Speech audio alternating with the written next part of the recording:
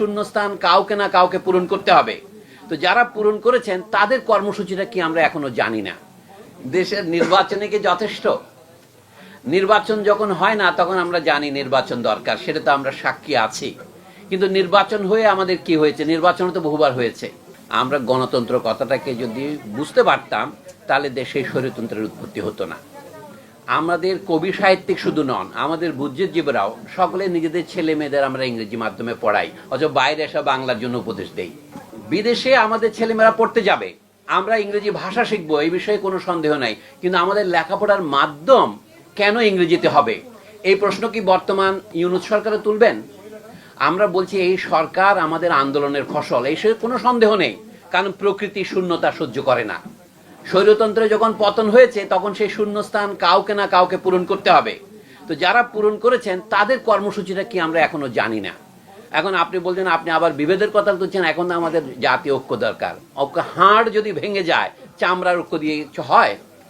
সেই জন্য আমাদের ঐক্যের কথাটা ভাবতে হবে। যদি স্বৈরতন্ত্রের পুনর্বাসন আমরা না চাই তাহলে এই যে গণতন্ত্রের অদ্ভুত সংজ্ঞা দিচ্ছে, স্বৈরতান্ত্রিকদেরকেও নির্বাচনে দাঁড়াবার সুযোগ দিতে হবে, এটা কি করে কথা হতে পারে? আমরা শুনতেছি যারা গণহত্যার জন্য দায়ী, ইংরেজিতে যেটাকে ম্যাসাকার বলে, তাদের বিচার করার আগে তো তাদের নির্বাচনে আসতে দেওয়ার কোনো প্রশ্নই ওঠে না। আমাদের যে সমস্ত বুদ্ধিজীবীরা এখন বড় বড় বাঙালি জাতীয়তাবাদ নামে বই লিখেছেন, অধ্যাপক সিরাজুল ইসলাম চৌধুরী সহ, আপনারা যখন নাম বলছেন তা আমিও বলছি, তারা কিন্তু পাকিস্তান আমলে ঘোরতর পাকিস্তানি ছিলেন। 1971 সনেও তারা পাকিস্তানি ছিলেন, এবং তারা পাকিস্তানে 21শে ফেব্রুয়ারিতে গিয়ে বক্তৃতা দিয়ে আসছেন জাতীয় ঐক্য এবং সংহতির জন্য। আচ্ছা, আহমদ সাহেব বলছিলেন বুদ্ধিজীবীরা আরে পাকিস্তানি ছিলেন, এখন বাঙালি হয়েছেন, তাও ঠেলায় পড়ে। আমি শুধু এইটাই বলে আজকে একটা সাবধানবাণী উচ্চারণ করতে চাই। এখন 5ই আগস্টের বৈপ্লবিক পরিবর্তনের পর নিঃসন্দেহে এটা বৈপ্লবিক পরিবর্তন, কিন্তু তার ফলাফলকে অপরে আত্মসাৎ করার জন্য এখন এতই তৎপর হয়ে উঠেছে, এর ফলাফল প্রায় বিফলে যাবে।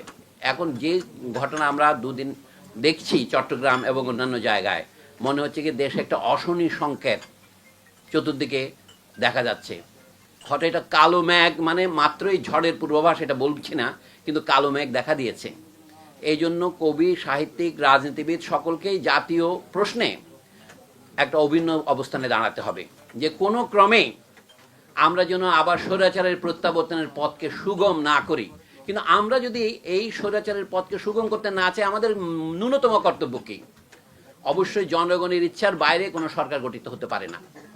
জনগণের ইচ্ছা প্রকাশের মাধ্যম শুধু নির্বাচন নয়, এটা আমরা দেখেছি 5ই আগস্টে জনগণের ইচ্ছা প্রকাশের মাধ্যম জনগণের সম্মিলিত অভ্যুত্থান।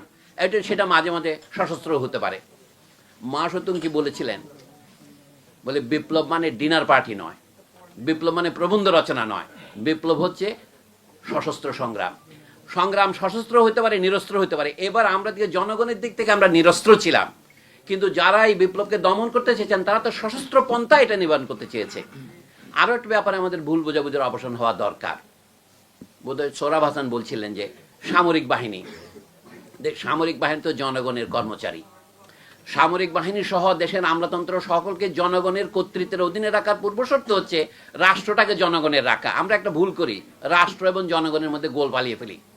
গোয়েন্দা সংস্থার লোকরা যখন বলে যে আমরা কার প্রতি দায়িত্ব পালন করব, সরকারের প্রতি না রাষ্ট্রের প্রতি, এই অসুবিধা আমাদের সকলের মাথার মধ্যে আছে। রাষ্ট্র এবং সরকারকে গুলিয়ে ফেলি।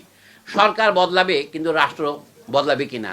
আমাদেরকে একজন বললেন না কিছুক্ষণের মধ্যে, আমরা কি আদলের রাষ্ট্র গঠন করেছিলাম, নাহলে আমরা পুনর্গঠনের কথা বলি কিভাবে? আমার মনে হয় এই ব্যাপারে আমাদের স্পষ্ট থাকা উচিত।